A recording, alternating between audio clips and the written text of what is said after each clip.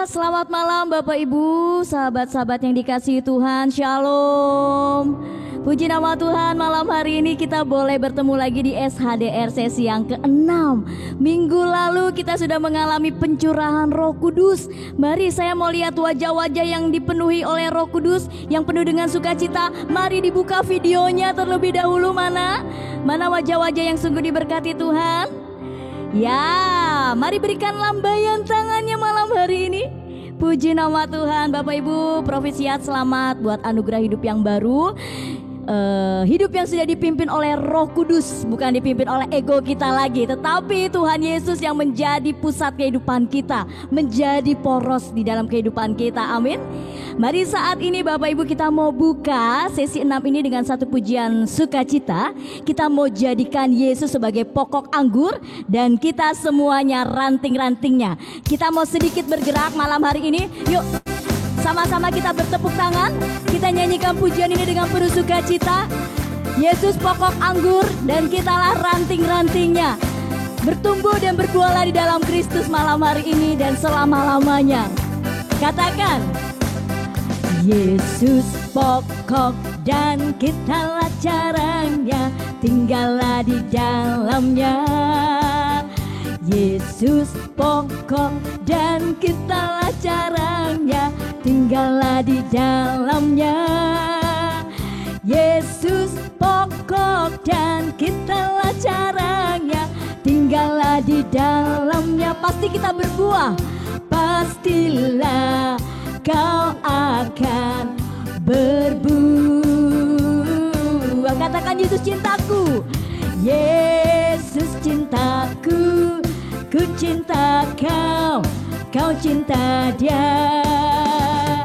Yesus cintaku, ku cinta kau, kau cinta dia. Yesus pokok, Yesus pokok dan kitalah caranya, tinggallah di dalamnya. Yesus pokok dan kitalah caranya, tinggallah di dalamnya. Yesus pokok, Yesus pokok dan kitalah caranya, tinggallah di dalamnya. Pasti kita berbuah, pastilah kau akan berbuah. Pasti, amin. Pastilah kau akan berbuah. Ya Bapak Ibu, teruslah bertumbuh dan berbuah di dalam Tuhan. Bagaimana caranya? Yuk kita mau sama-sama lakukan ini. Kita mau bertumbuh dan berbuah. Katakan, baca kitab suci, doa tiap hari, doa tiap hari, doa tiap hari. Baca kitab suci, doa tiap hari. Kalau mau tumbuh, kalau mau tumbuh, kalau mau tumbuh, kalau mau tumbuh. Baca kitab suci ya. Baca kitab suci, doa tiap hari. Kalau mau tumbuh. Sekali lagi bilang ke temannya, baca kitab suci. Doa tiap hari, doa tiap hari, doa tiap hari. Baca kitab suci, doa tiap hari. Kalau mau tumbuh, kalau mau tumbuh, kalau mau tumbuh, kalau mau tumbuh. Baca kitab suci, doa tiap hari. Kalau mau tumbuh. Terus baca kitab suci, baca kitab suci, doa tiap hari. Kalau mau tumbuh. Sekali lagi katakan, baca kitab suci, doa tiap hari. Kalau mau tumbuh. Amin. Mari berikan tepuk tangan Bapak Ibu buat kita semua. Selamat bertumbuh dan berbuah di dalam Tuhan Yesus. Mari kita mau tenangkan hati saat ini. Kita mau buat tanda kemenangan Kristus di dalam nama Bapa dan Putra dan Roh Kudus. Amin. Kami sungguh mengucap syukur Tuhan untuk anugerah hidup yang baru yang Kau sudah limpahkan berikan kepada kami semua. Kami mengucap syukur karena kami percaya hidup kami sudah dipulihkan. Ada Roh Kudus Kudus yang boleh tinggal di dalam hati kami. Ada buah-buah roh yang boleh nampak dalam kehidupan kami. Terima kasih Tuhan, kami bersyukur kami boleh memiliki Engkau. Kami bersyukur kami boleh merasakan kasih-Mu setiap hari. Dan malam hari ini Tuhan, kami mau datang, kami mau menyembah Engkau saat ini. Engkau yang hidup, Engkau yang ada di dalam hati kami, Engkau yang terindah, Engkau yang termanis. Malam hari ini kami rindu untuk menyembah Engkau. Namun sebelum kami masuki hadirat-Mu lebih dalam lagi, Tuhan kami mohon ampun kalau mungkin sekiranya sepanjang hari ini ada begitu banyak kesalahan yang sudah kami lakukan, ada dosa, ada pelanggaran. Tuhan sucikan dan kuduskan kami. Layakkan kami malam hari ini boleh datang di hadirat-Mu membawa hidup kami, membawa setiap pujian dan pengagungan.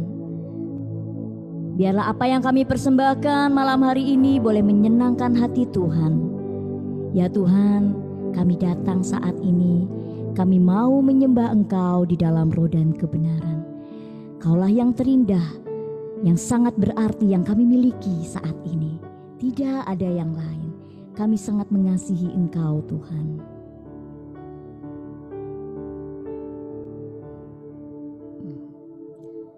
Kau yang terindah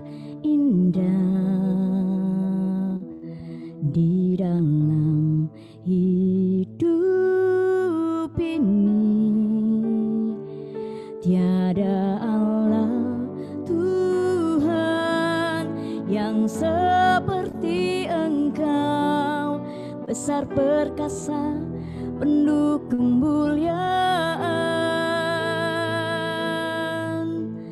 Kau yang termanis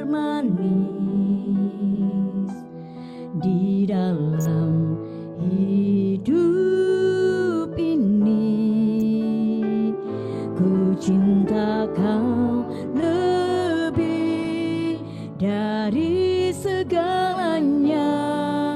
Besar kasih setiamu kepadaku, ku sembah Kau ya Allahku, ku tinggikan nama-Mu selalu. Tiada lutut tak bertelut menyembah Yesus Tuhan Rajaku. Ku sembah Kau ya Allahku, kami meninggikan, ku tinggikan nama-Mu selalu. Semua lidah kan mengaku Engkaulah Yesus Tuhan Rajaku. Sekali lagi dengan segenap hati kita mau katakan, Yesus Kaulah yang terindah, Kau yang terindah. Nyanyikan dengan segenap hatimu.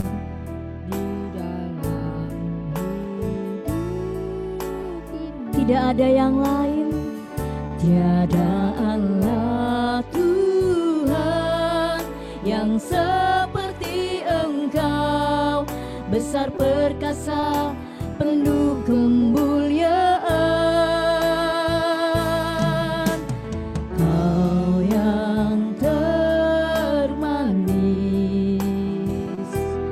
di dalam hidup ini. Aku sangat mencintaimu, ku cinta Kau lebih dari segalanya.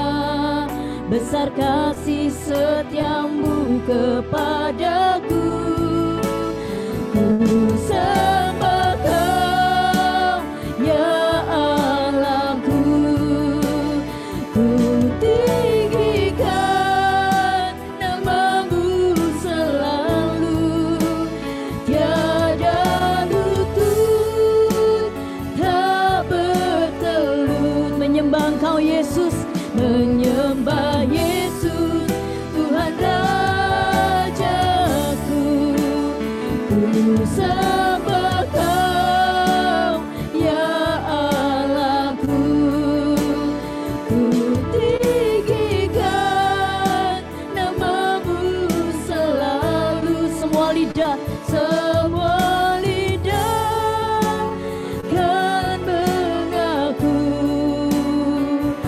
Engkaulah Yesus, Tuhan Rajaku. Engkau Yesus, Engkaulah Yesus, Tuhan Rajaku. Engkaulah Yesus, Engkaulah Yesus, Tuhan Rajaku. Mari saat ini kita pejamkan mata, kita mau sembah Dia. Katakan haleluya.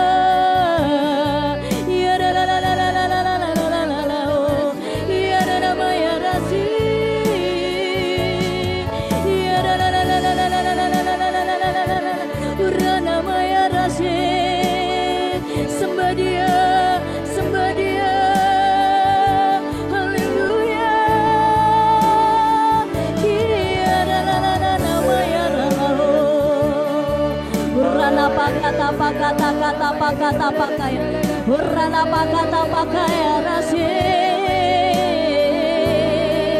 urana la ya rasi. Hallelujah Jesus. Syirana maya rana makaya rana kaya rana pakata pakaya rasi urana pakaya rana maya rasi. Mari Bapak Ibu yang bisa berbahasa roh, yang sudah mendapatkan karunia bahasa roh, saat ini kita pakai karunia yang dari Tuhan. Kita sembah Dia dalam bahasa baru yang Tuhan sudah berikan. Bapak Ibu boleh membuka mic saat ini. Syekera tapaka tapaka tapaka tapaka tapaka takaya rana pakata pakaya rasyekera. Urana makaya rata kaya rana makata kaya rasyekera la la la la la la la la la. Ya rana maya rana maya rana maya rana maya rana maya rasyekera. Rana baka rasyekera. Rana bakata kaya rana maya rana kaya rasyekera la la la la ya rana. Rasyekera la la la maya rana.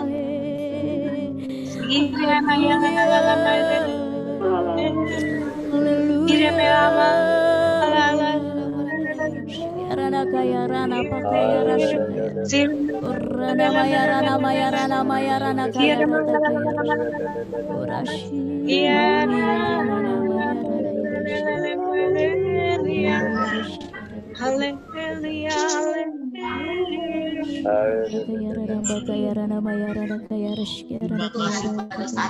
Terima kasih teruslah bersama aku. Jangan kamu menjauh dari aku. Akulah pokok anggur.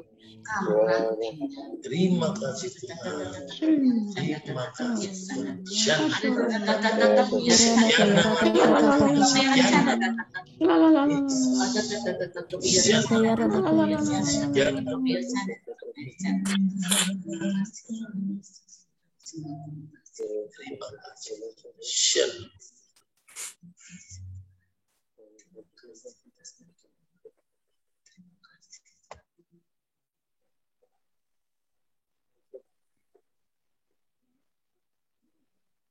Terima kasih Tuhan, Engkau hadir di tengah-tengah kami malam hari ini.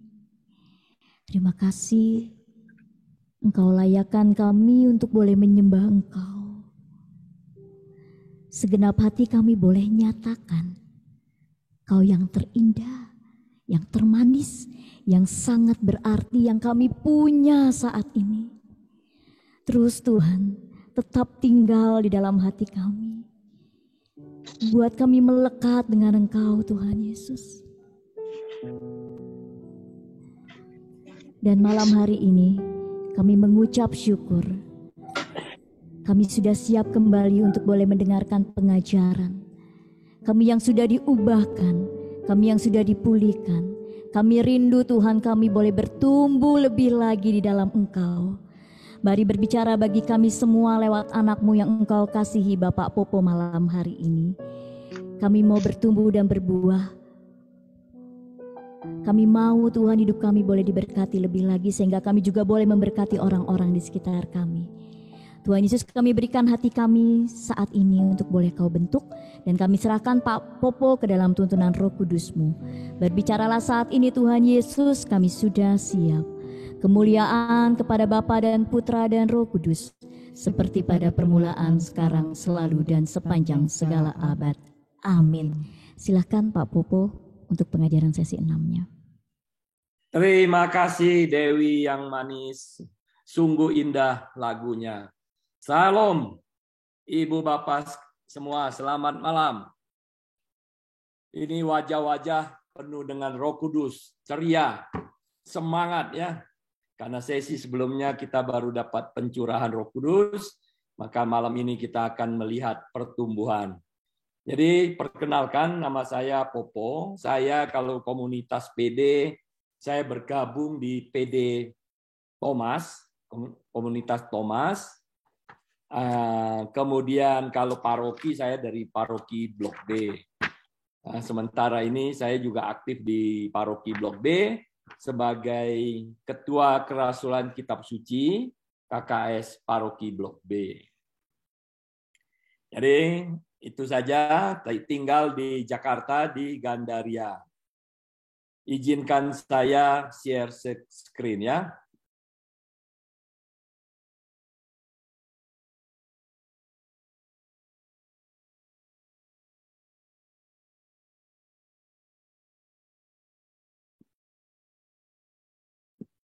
Ya, bab ini akan pendahuluannya, saya akan bercerita, kita baru mengalami pencurahan Roh Kudus, tapi itu adalah baru suatu permulaan. Jadi bukan dari akhir dari seminar kita. Jadi pencurahan Roh Kudus yang kemarin kita dapatkan, itu adalah awal, adalah suatu permulaan. Yesus menginginkan kita masuk ke dalam hubungan pribadi yang lebih dalam lagi dengannya setiap hari agar kita terus bertumbuh dari hari ke hari. Ibu Bapak akan terus bertumbuh. Yesus menginginkan kita masuk lebih dalam lagi hubungan. Silakan kalau yang sudah mendapatkan karunia bahasa roh, berdoalah dalam bahasa roh karena roh yang diberikan kepada kita itu roh Allah. Biarlah ia terus bercakap-cakap. Yang belum, teruslah tekun berdoa untuk meminta karunia itu. Dan pasti akan diberikan. Karena karunia bahasa roh adalah karunia personal. Karena personal Tuhan kepada kita untuk kita berdoa. Sesi 6 ini adalah pertumbuhan.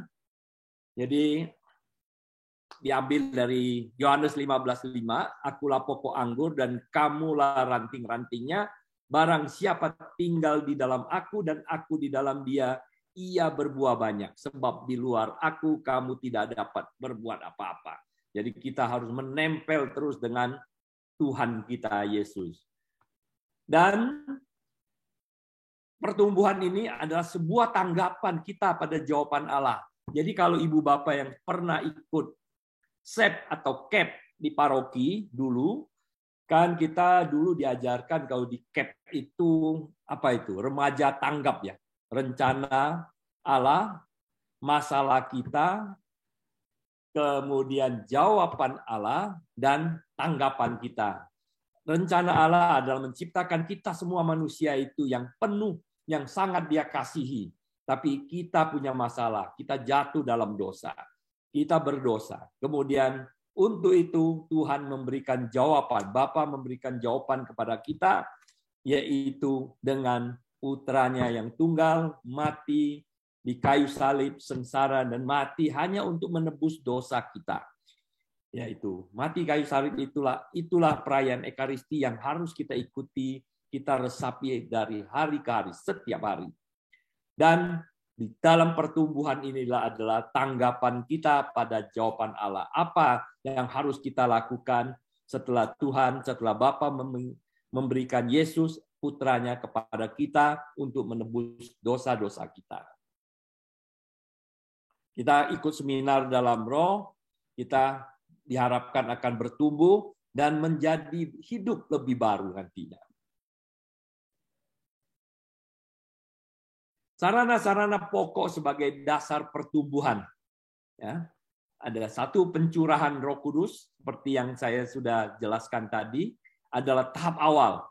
Roh Kudus yang sudah ada di dalam hati kita, yang ada di dalam diri kita pada saat kita dibaptis, itu sudah ada Roh Kudus.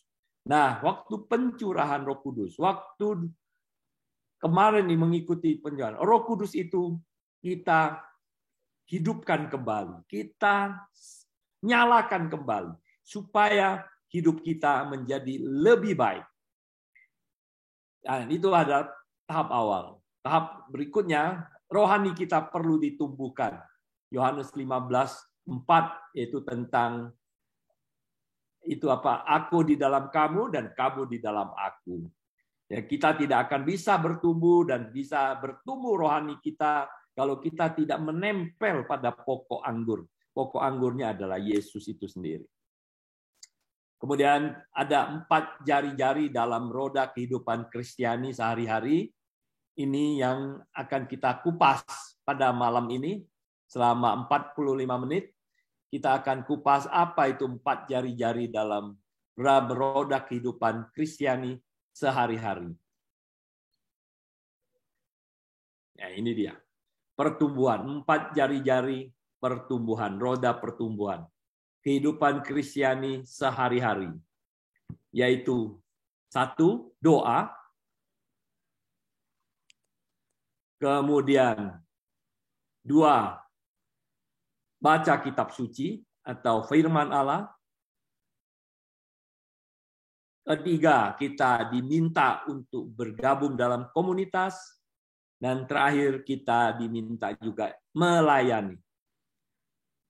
Tetap sebagai poros di tengah adalah Kristus itu sendiri.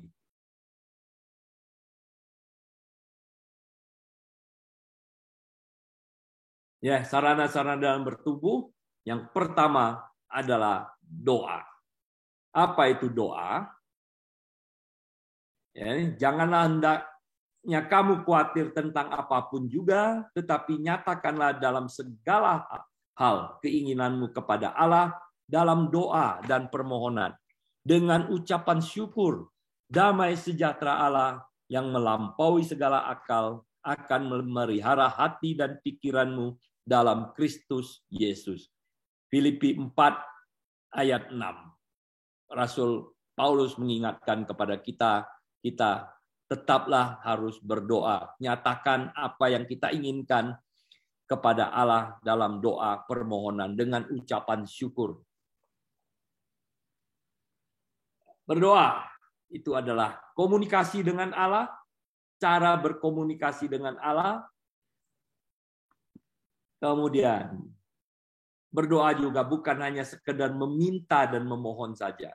Jadi kalau saya ingat sebelum saya ikut SHDR, doa saya dulu itu hanya meminta itu. Jadi kalau doa Bapa kami yang berilah rezeki pada hari ini itu saya ganti itu. Berilah saya mobil hari ini Bapak. Berikanlah saya Mercedes baru ya kan.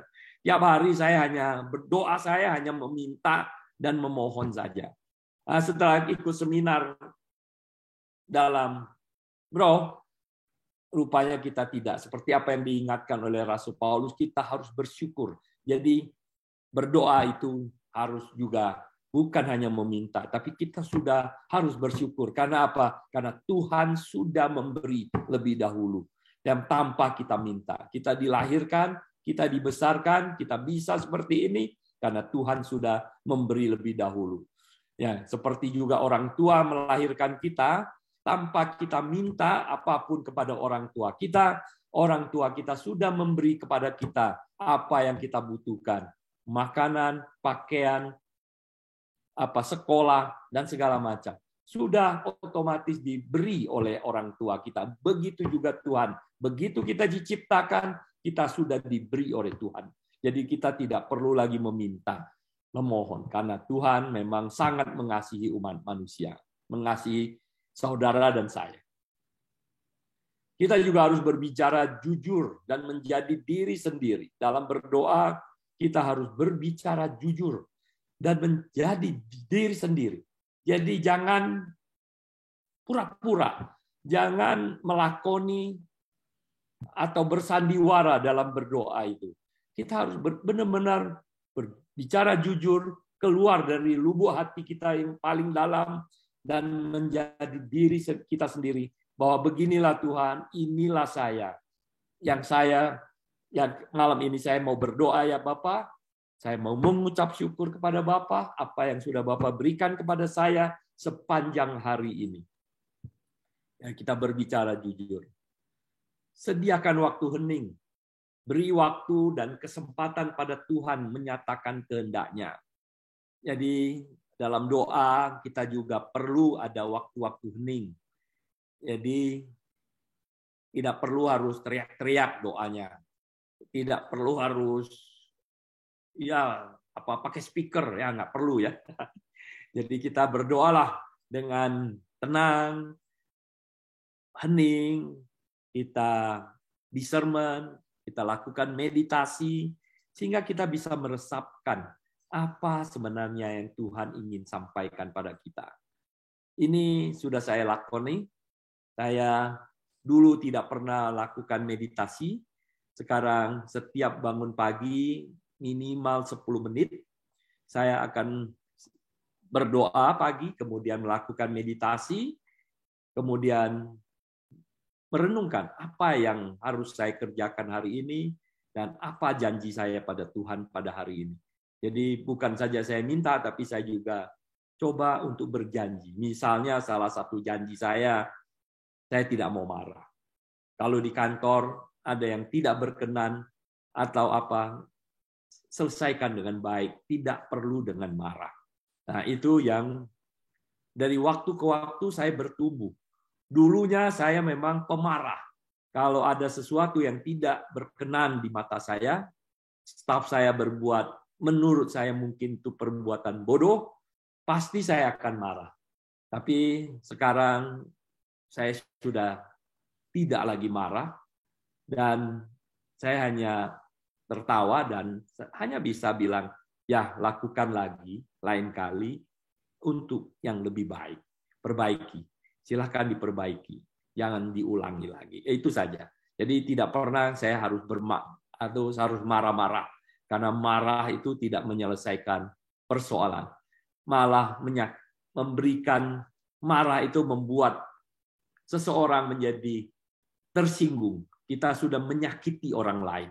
Jadi dengan marah kita sudah menyakiti orang lain. Nah, lebih baik kita jangan marah.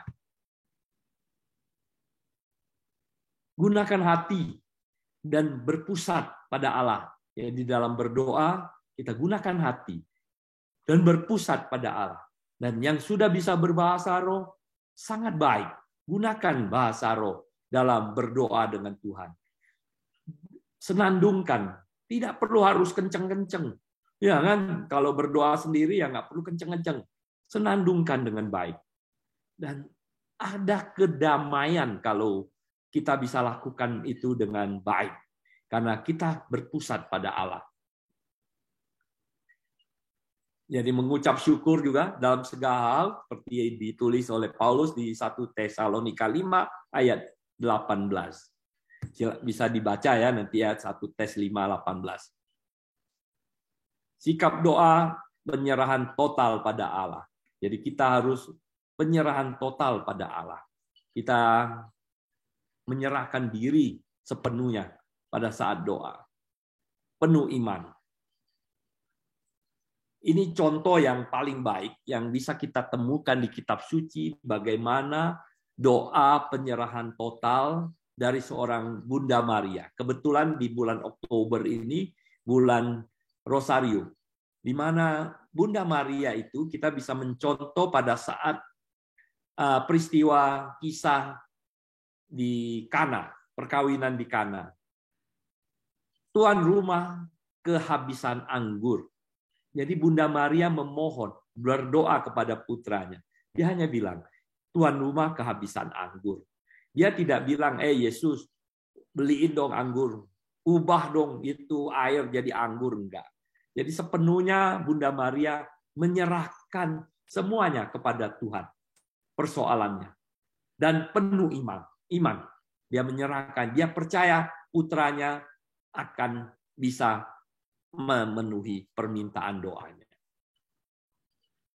Juga dalam doa perlu rendah hati dan respect. Jadi kita harus rendah hati dan juga respect terhadap Tuhan, terhadap segala macam. Kita perlu kerendahan hati dalam berdoa. Dan meminta rahmat Tuhan dalam berdoa. Setiap kali kita berdoa, kita minta rahmat pada Tuhan. Jadi Allah ingin menginginkan kita bertumbuh dalam doa setiap hari. Perlu menyediakan waktu bersama Tuhan dan terlebih dalam perayaan Ekaristi. Jadi perayaan Ekaristi itu adalah suatu puncak doa yang sangat baik untuk kita ikuti setiap hari. Karena apa? Dengan kita merenungkan, kita mengikuti perayaan Ekaristi, kita bisa menyadari, bisa merasakan betapa baiknya Tuhan. Dalam Ekaristi kita diingatkan bagi peristiwa kisah Yesus disalib, sengsara, wafat, seorang yang tidak berdosa, yang sangat baik, tetapi mau mati taat kepada Bapaknya dan mati di kayu salib demi menebus dosa-dosa kita. Dari mengikuti perayaan Ekaristi itu, kita secara pribadi akan terus tiap hari bertumbuh bahwa Tuhan sungguh sangat mengasihi kita. Sungguh sangat mengasihi saudara dan saya. Jadi dalam perayaan Ekaristi maknanya sungguh dalam. Kalau kita hayati, benar-benar kita bisa merasakan bahwa Tuhan begitu baik kepada saudara dan saya. Setiap hari kita ikuti itu, makin saya merasakan bahwa betul-betul Tuhan begitu baik kepada kita. Jadi melalui doa, kita akan bertumbuh dalam hubungan pribadi dengan Tuhan. Hidup dalam keyakinan. Filipi 4 ayat 6. Ada yang mau bantu baca? Filipi 4 ayat 6 apa bunyinya? Silakan di-unmute.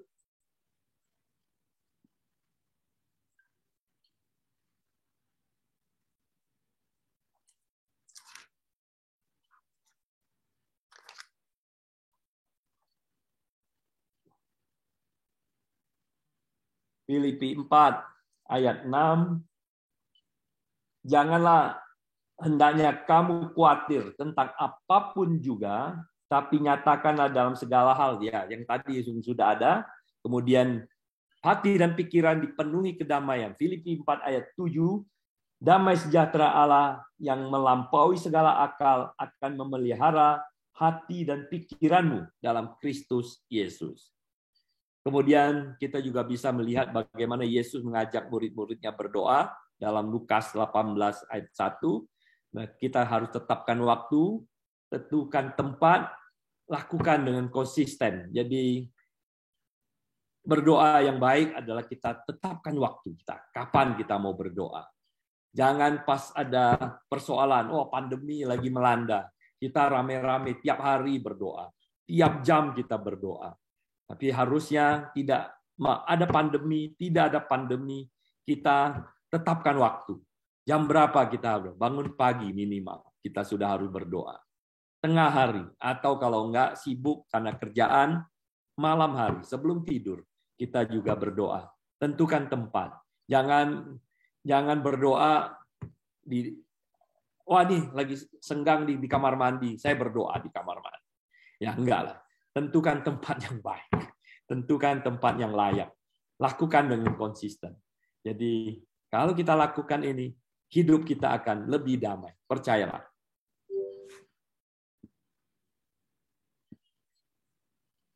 Berbagai cara berdoa. Jadi banyak cara untuk berdoa.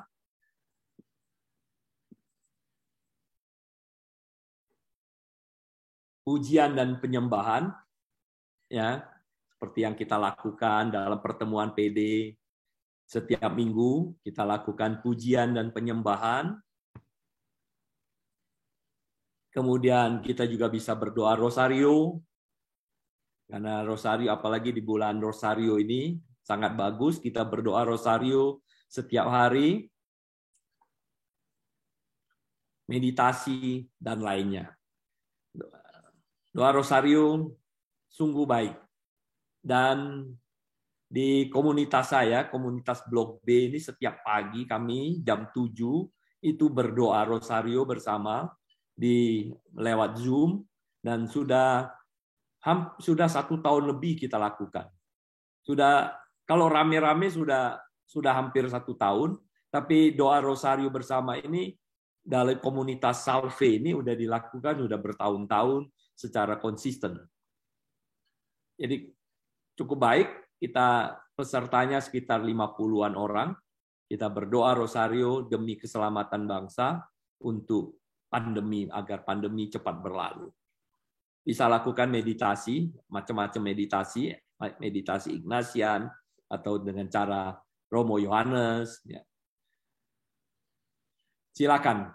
Penting bagi kita yang sudah mengalami pembebasan kuasa roh untuk berdoa secara teratur. Kalau kita tidak berdoa secara teratur, kita sepertinya belum dibebaskan dari kuasa roh. Selain berdoa, sarana dalam bertumbuh yang kedua adalah firman Allah atau kitab suci.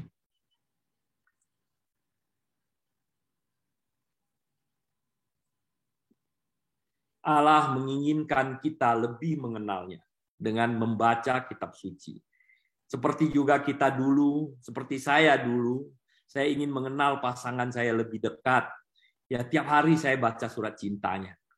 Tiap hari saya membayangkan dia, membaca surat cintanya. Ya kan? Begitu juga kalau kita ingin lebih dekat dengan Allah. Ya kan? Kita perlu mengenal pribadi Allah. Ya kan, supaya jiwa kita, hubungan kita dengan Tuhan itu akan makin erat, makin baik. Bagaimana caranya? Yaitu baca surat cinta dari Tuhan, yaitu kitab suci. Jadi dengan membaca kitab suci, kita mengenal karakter Tuhan, bagaimana Tuhan itu mengasihi kita. Kita baca, kita renungkan, kita resapkan. Setiap minggu kita ikut pertemuan, persekutuan, kita juga merenungkan kitab suci. Ada pewarta yang membawakan renungan. Dari situ kita makin hari, semakin mengenal karakter Tuhan, mengenal karakter Allah. Begitu juga lah kita, bagaimana kita ingin membina hubungan dua pribadi, saudara dan saya. Tentunya saya harus mengetahui apa yang saudara pikirkan, apa pasangan saya pikirkan. Semuanya saya harus mengenal supaya hubungan kita itu menjadi lebih baik dan bertumbuh bersama-sama. Kemudian kitab suci juga menuntun pada keselamatan.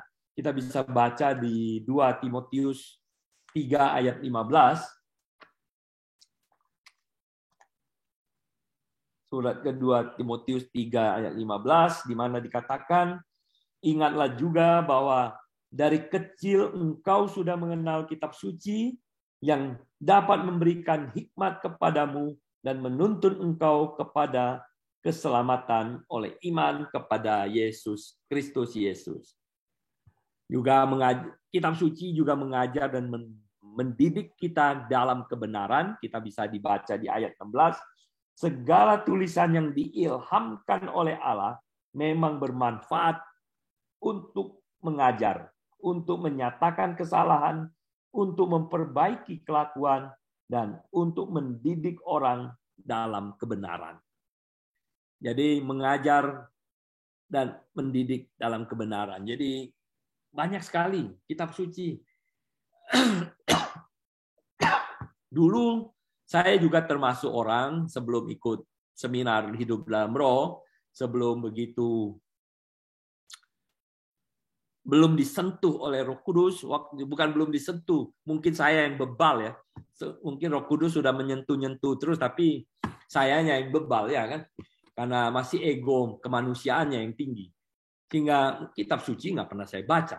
Nah sekarang saya makin hari saya makin menemukan makna kitab suci, makna apa kata Tuhan pada kita. Makin banyak yang perikop yang saya baca, saya renungkan, makin saya mengenal bagaimana karakter Yesus itu sendiri, bagaimana karakter Allah itu sendiri. Jadi dengan mengenal karakter Yesus, dengan membaca kitab Perjanjian Baru, Injil Matius, Lukas, Markus, dan Yohanes, maka kita sebenarnya juga mengenal dengan baik karakter Allah itu sendiri.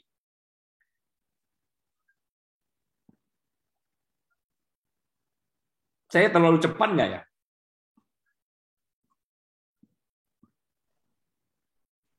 Enggak kok Pak, baik-baik aja.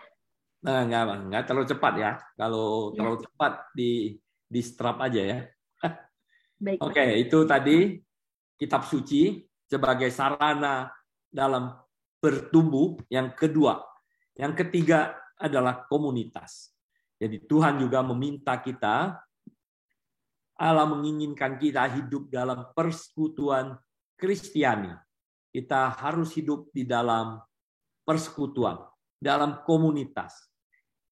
Gereja ini dulu juga berdiri pada saat awal-awal, pada saat Pentakosta, adalah komunitas. Jadi komunitas sekelompok orang yang percaya kepada Yesus, yang percaya kepada kematian dan kebangkitan Tuhan. Mereka membentuk jemaat, komunitas, hingga berkembanglah menjadi gereja sekarang.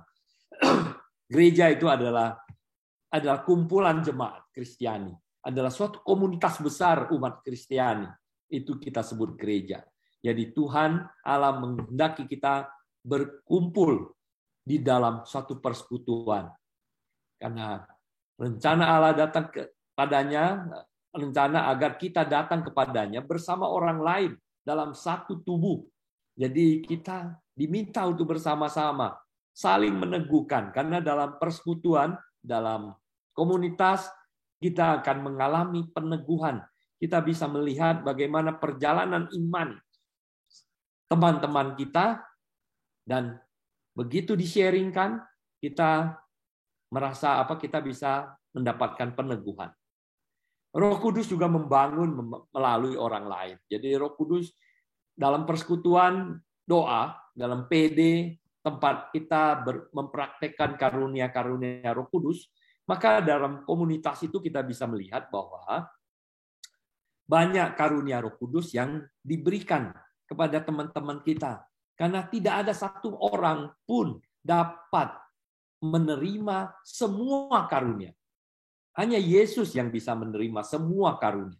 Dan sehingga dalam persekutuan doa itu, dalam PD, kita bisa saling melihat apa kerja Roh Kudus. Mungkin ada teman kita diberi karunia bernubuat, atau ada teman kita di dalam PD mendapatkan karunia mengajar, atau mendapatkan karunia berpengetahuan, macam-macam. Hingga dari itu kita benar-benar merasakan bahwa Roh Kudus bekerja dan membangun kita dengan melihat, wah, ini orang kok bisa ngomong ya, bagus sekali. Oh, ini orang kok bisa bernubuat ya. Atau ini orang kok mendoakan saya langsung, atau mendoakan seseorang yang sakit, orang itu menjadi sembuh. Karena semua itu Roh Kudus berkarya pada diri kita di dalam komunitas. Sehingga kita secara bersama-sama bisa melihat bagaimana Roh Kudus membangun iman kita melalui orang lain. Ya kan?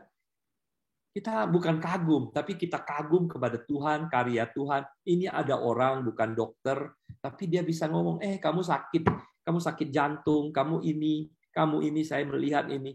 Ya, itu mungkin karya Roh Kudus, karya Tuhan lewat teman kita ini untuk menyampaikan sesuatu.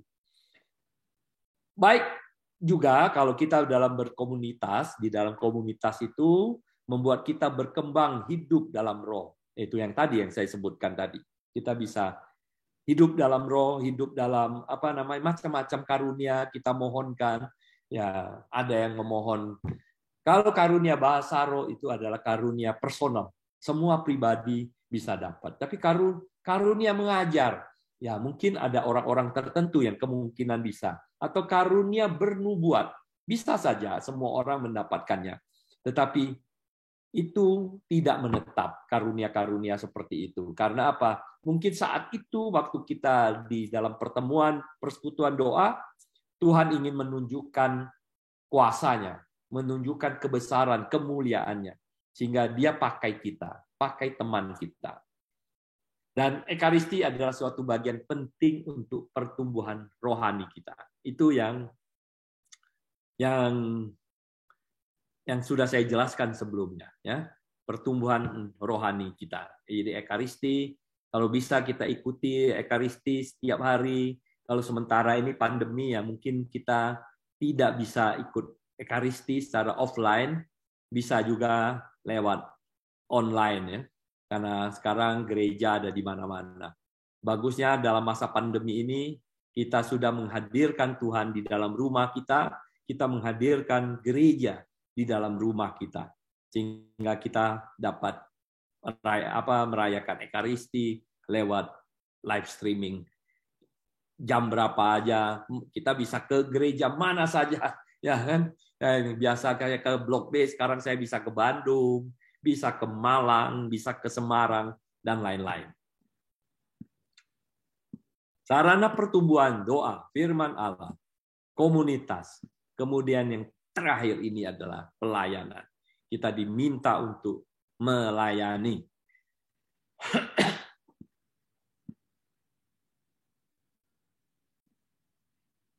Allah menginginkan kita melayani dan berbuah. Jadi kita diminta untuk mengerjakan pekerjaan-pekerjaan Tuhan, melayani. Seperti juga Tuhan Yesus Kristus kita, dia datang ke bumi, ke dunia, dia juga melayani, dia menyembuhkan orang sakit, dia memberi makan orang banyak, dia memberikan peneguhan-peneguhan, mengajarkan kepada banyak orang akan perbuatan kasih. Sehingga di dalam pelayanan, sharing pengalaman iman kita adalah suatu juga pelayanan. Jadi kalau kita men-sharingkan pengalaman iman kita, itu juga bagian dari pelayanan. Karena apa? Kita memberikan peneguhan. Kita memberikan bagaimana kita bercerita bahwa Tuhan sungguh berkarya pada kita, sungguh kita merasakan jamahan Tuhan, sehingga orang lain yang mendengarkan sharing kita itu akan merasa terpanggil untuk mengikuti. Mungkin yang tadinya belum mau baca kitab suci, hingga akhirnya mau juga ikut membaca, ya kan? Kita juga men-sharingkan kasih kepada orang-orang di sekitar, keluarga, komunitas, dan teman-teman. Jadi men-sharingkan kasih. Jadi membagikan, jadi bukan men-sharingkan cerita doang. Kita membagikan. Jadi ini tepatnya membagikan kasih kepada orang-orang di sekitar, khususnya di masa pandemi saat ini. Ya, di masa pandemi saat ini kita lihat banyak orang yang ya gajinya mungkin berkurang karena masuknya pakai PPKM, pakai on off shift, sehingga gaji dikurangi. Atau ada juga yang dirumahkan sementara karena perusahaannya sudah nggak sanggup bayar. Banyak sekali kita lihat, bukan penderitaan, namanya keprihatinan. Nah, bagaimana kalau kita yang berkelebihan itu bisa memberikan kasih kepada orang-orang sekitar?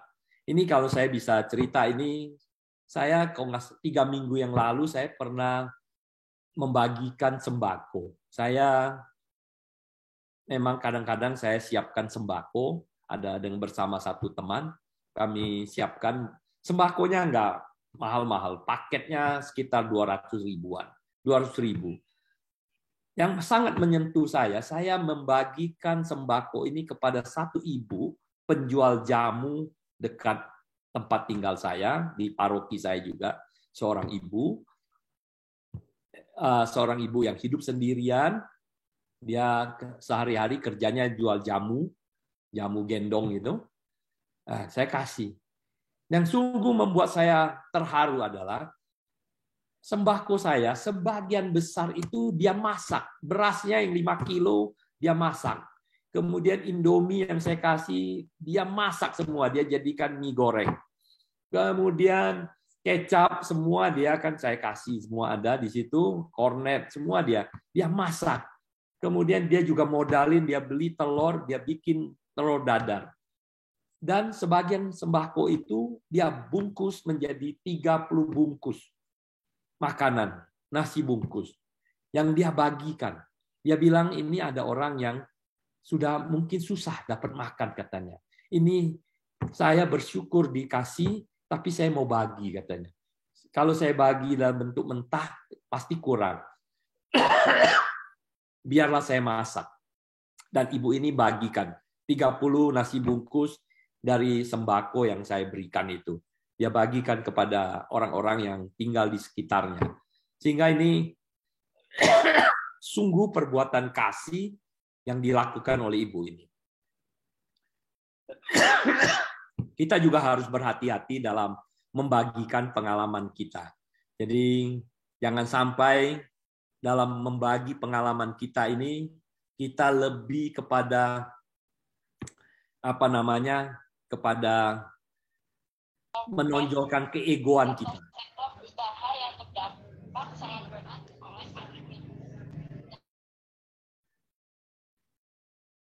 Oke. Pengalaman, jangan sampai ego kita. Harusnya kalau kita membagikan pengalaman kita, yang utama adalah kebesaran Tuhan, kemuliaan Tuhan yang harus ditonjolkan, bukan kemampuan kita. Juga kita tidak boleh sharing atau cerita kisah iman orang lain. Yang boleh kita sharingkan adalah pengalaman iman kita. Kalau kita menceritakan kisah orang lain, itu namanya gosip. Pengalaman iman orang lain itu gosip.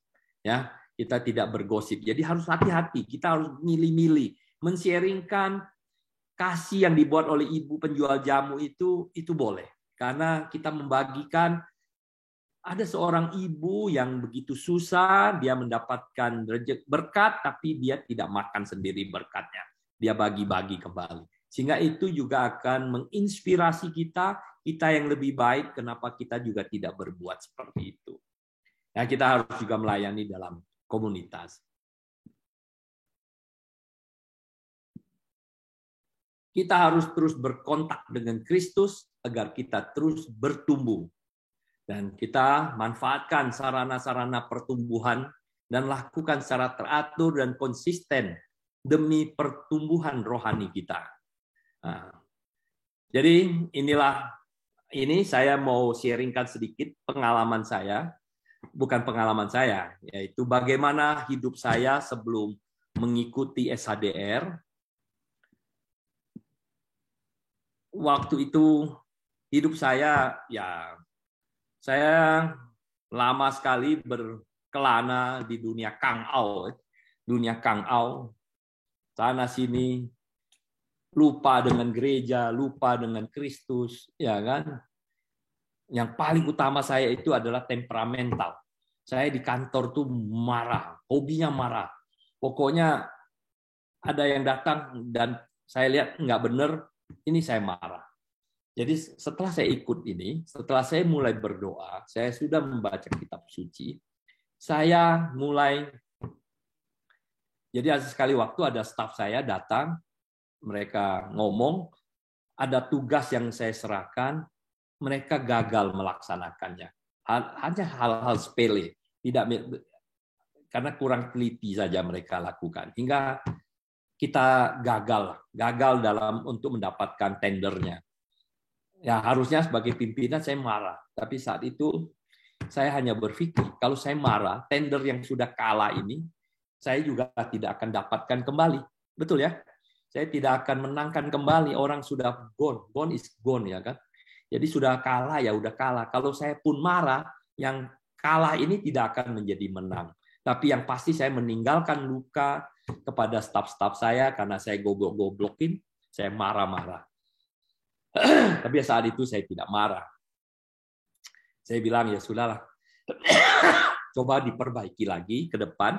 Memang sekarang masa sulit, harusnya kita bekerja lebih teliti.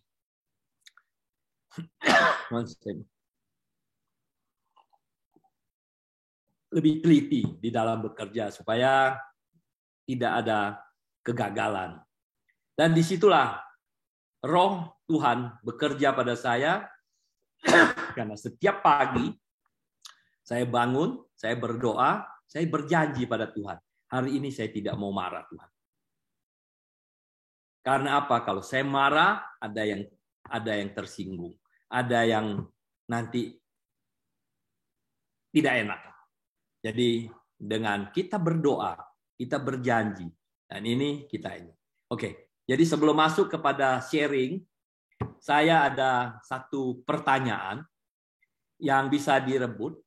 Panitia silakan nanti melihat siapa yang angkat tangan duluan. Ada hadiah yang saya sudah siapkan, ya.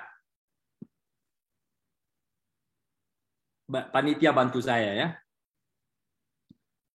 Nah ini ada hadiah ini, Blue Crystal Rosary. Ini akan menjadi milik Anda, ya kan? Kalau bisa menjawab pertanyaan ini. Jadi silakan panitia lihat, karena saya nggak bisa lihat siapa yang angkat tangan dulu. Jadi angkat tangan, kemudian langsung jawab ya. Di mana kita bisa menemukan firman Allah mengatakan marah tidak boleh sampai matahari terbenam. Ayo. Siapa yang bisa? Jangan di search Google ya, jangan pakai.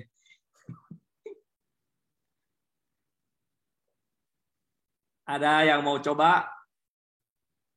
Nah, kalau enggak, nih hadiahnya enggak keluar nih.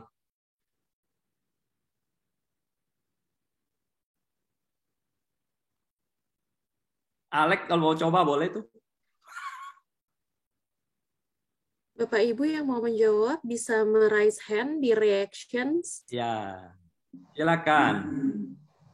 Raise hand. Di mana kitab suci yang meminta kita tidak boleh marah. Boleh marah maksudnya, tapi jangan sampai marahnya berkelanjutan sampai matahari terbenam pun kita masih marah gitu.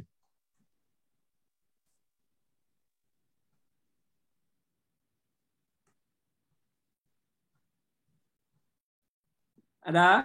Sudah ketemu?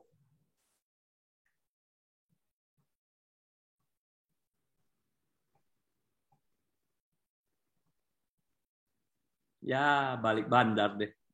Ya. Ini dia jawabannya ya. Efesus 4 ayat 26. Apabila kamu menjadi marah, janganlah kamu berbuat dosa, janganlah matahari terbenam sebelum padam amarahmu. Jadi hadiahnya nggak jadi deh keluar.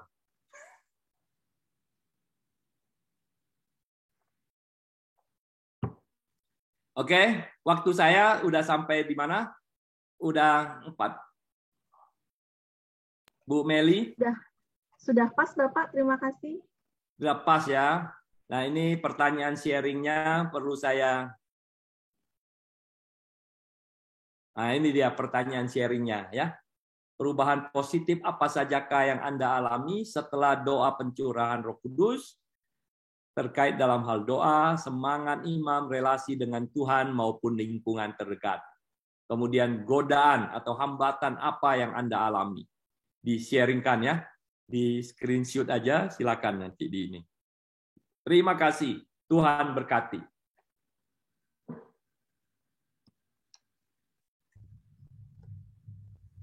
Baik Bapak Ibu, sebelum kita masuk dalam sharing kelompok dan pengumuman, kita akan nyanyikan persembahan terlebih dahulu. Mari kita mau berikan persembahan yang terbaik malam hari ini. Kita mau berikan dengan penuh sukacita karena Tuhan sudah memberkati kita dengan berkat-berkat yang selalu mencukupkan, yang berkelimpahan di dalam kehidupan kita. Biarlah kita boleh bersyukur atas apa yang kita punya saat ini dan kita mau persembahkan buat Tuhan.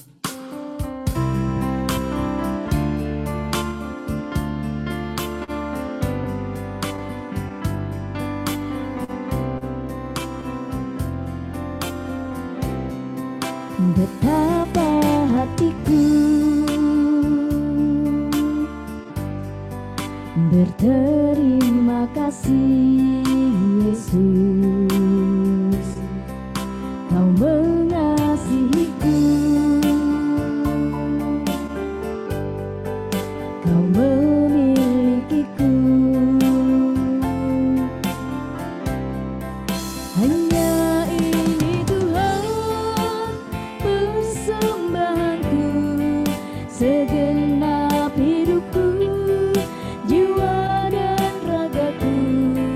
Sebab tak ku miliki harta kekayaan yang cukup berarti untuk ku persembahkan. Hanya ini Tuhan permohonanku, terimalah Tuhan persembahanku. Pakailah hidupku sebagai alatmu seumur hidupku. Pakailah hidupku ya Tuhan, pakailah hidupku sebagai alatmu seumur hidupku. Silakan untuk pengumumannya.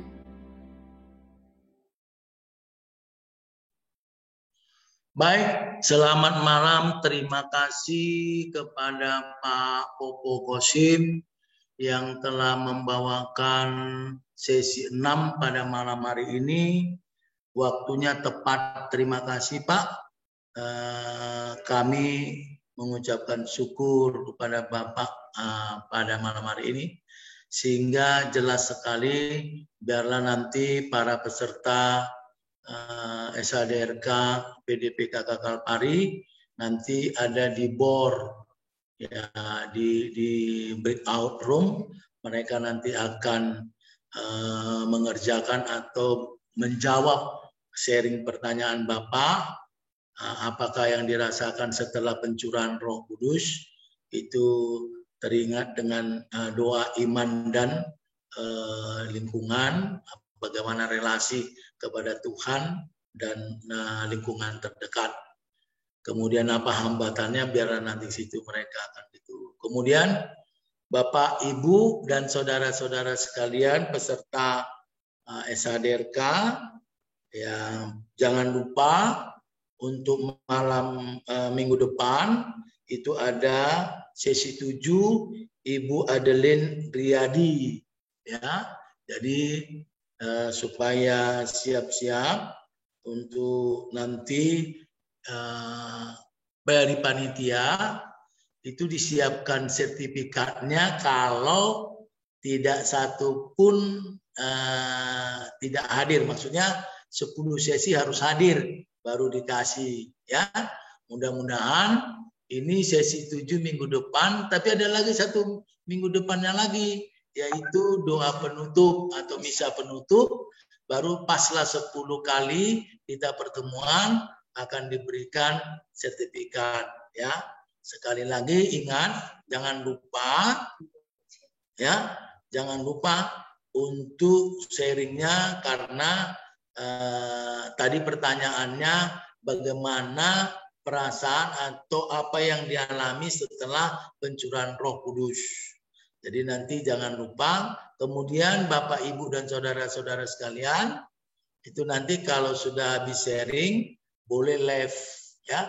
Kemudian sekali lagi saya mau mengucapkan terima kasih kepada Pak Popo Kosim dan kepada tim pujian. Saya terima kasih kepada Mbak Dewi, walaupun dia seorang diri, berani dia, biasanya berdua. Kali ini dia berani sendiri. Kemudian saya juga berterima kasih Pak Alek Juniarto, dia selalu ikut terus dari mulai sesi 1, 2, 3, 4, 5 dia yang memberikan, 6 ikut dia. Terima kasih Pak Alek, nggak tahu apakah masih ada. Ya, terima kasih, nanti akan kita ketemu lagi. Ya, itu yang bisa saya berikan kepada Pak Popo Kosim. Semoga tetap dijaga kesehatan. Tadi saya pikir tadi batuknya berkelebihan, ternyata setelah minum air putih malah bagus, sehat. Puji Tuhan, sehat terus dia Pak mikir. Ya enggak, ini biasa banyak ngomong, biasa gatel leher. Ya, pokoknya sehat terus Pak Popo ya. Ya, sehat. Ya. Ada Tuhan, ada Yesus. Selalu. Iya, betul. Iya, terima kasih Pak. Terima kasih seluruh peserta dan panitia yang saya kasihi di dalam Yesus Kristus. Ya, terima kasih. Selamat malam.